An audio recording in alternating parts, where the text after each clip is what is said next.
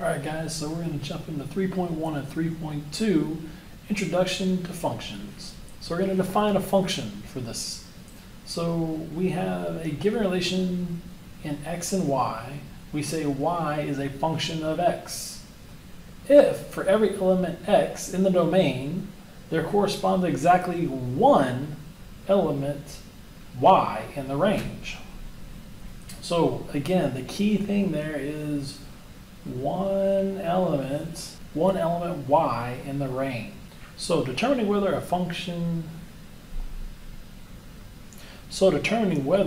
a relation is a function. So we're going to determine which of the relations define y as a function of x. In this case, we have these data points here for our x's and data points here for our y's. Okay? These arrows are showing which one they're going to. So in this case, we have 1, 4. We have 2, -1. And we have 3 connected to 2. So in this case, there are only one x value for every y value. Okay? So therefore, this would classify as a function. So we have a function. Let's look at another one. So in this case, the big red flag you should see here is you've got two arrows coming from one x value. So that's going to give us 1, 3, and 1, 4. Then we have 2, 2, -1, and 3, -2. Because we have the same x value with two different y's, no, not a function. Let's check the next one. So in this case, we have 3 x values and 1 y value. We got 1, 4, 2, 4, and 3, 4. So for every x value, they have the same y value, but there's not a repeat x. So therefore, we would have, yes, a function.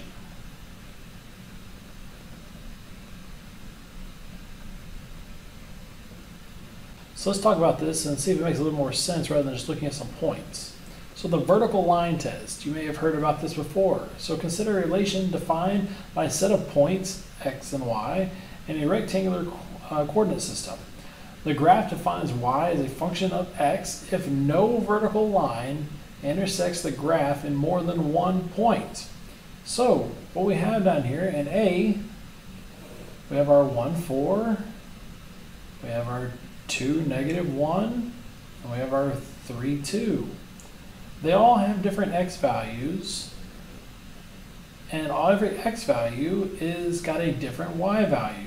So in this case, it is a function, as it shows right there. It is a function.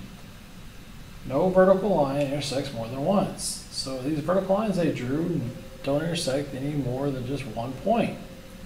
Let's look at B. So we have 1, 3, 1, 4, 2, -1, and 3, -2. Well, the big red flag you should see right off the bat is if it has more than one of the same x value. Okay, so we have, as you can see here, 1, 3, 1, 4 intersects more than once if you draw a vertical line. Now it works on 2, -1 and 3, -2, but because we're drawing a vertical line through 1, 3, 1, 4, and that line intersects both those points, it is not a function. Again, a vertical line intersects in more than one point.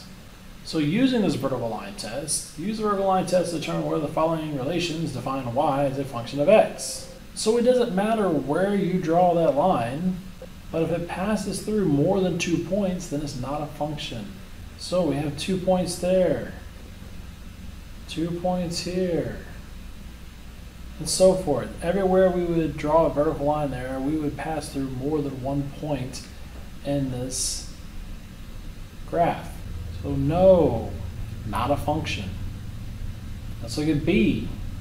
If we were to draw vertical lines everywhere, draw them everywhere, is it going to pass through more than one point?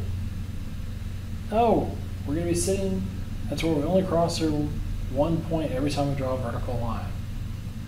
So therefore, we're good. It is a function. So now let's look at function notation. Now that we know how to define a function and what it means to be a function, let's look at function notation. So we have that notion up here at the top is read as f of x, or the value of the function f at x. You will mainly hear a lot of people say f of x, or whatever variable is in front of the x. So just real quick, as we got here in example 3, given the function defined by g of x equals 1/2 times x minus 1, find the function values. So if we just plug these in, that's what we got to do in place of the x. So this would normally be g of x. Well, in place of that x, we have a 0. What that means is we're wanting to place a 0 at every x value in this equation. So if you want to write it out completely, you can say g of 0 equals 1/2 0 minus 1. So we should get g of 0 is equal to -1. So now we got g of 2. So in place of x, we need to put a 2. So g of 2 equals 1/2 times 2 minus 1. So we have g of 2 equals 1/2 times 2 is 1 minus 1. So g of 2 equals 0.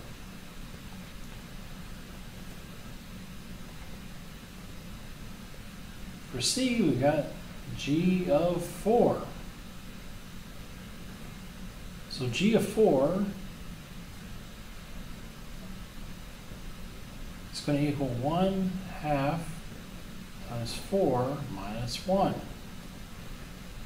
G of 4 equals 2 minus 1. So g of 4 should equal 1.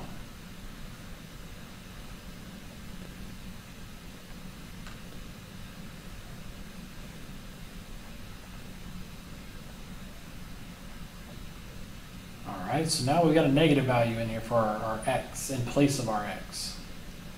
We have g of -2. Well, g of -2 is going to equal 1/2 times -2 minus 1. G of -2 is then going to equal 1/2 times -2 is -1 minus 1. So g of -2 is going to equal -2. Okay, so now we're going to do evaluating of functions again, but a little bit more in detail rather than just numbers. So if we have these functions here, f of x equals x squared minus 2x, and g of x equals 3x plus 5, find the function values. So in this case, this first letter there determines which function we need to use. For a, it says we need to use our function of t, but our f, right? So the equation is f of x, but in this case it's f of t. So f of t, we're going to replace every x in that equation with a t.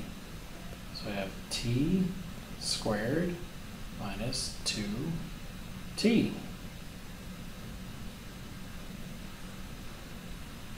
Okay. Now, for this next one, we have g of w plus 4. So in place of the x in our g function here, we need to put w plus 4 for every x value. So g of w plus 4 is equal to 3 times w plus 4 in place of that x plus 5. Now we can just simplify it. G of w plus 4, 3 times w is 3w, 3 times 4 is 12, plus 5. So this should give us 3w plus 17. Sorry, g of w plus 4 equals 3w plus 17. Part C is f of negative t, okay? So we're going to take negative t, and in place of this, we're going to get negative t squared minus 2t. So now this is the same thing as saying you have a negative 1 times t all squared minus 2t. So if you distribute this 2 in here, but you multiply it times your exponents, so that 1 is raised to an exponent of 1, and t is raised to an exponent of 1. So we're really doing this. We're taking negative 1 and squaring it times t squared minus 2t. So negative 1 squared is positive 1, because negative 1 times negative 1 gives you a positive 1. So you can write that if you'd like. 1 times t squared minus 2t. Or if you understand, that is simply like saying f of negative t is simply going to equal t squared minus 2t.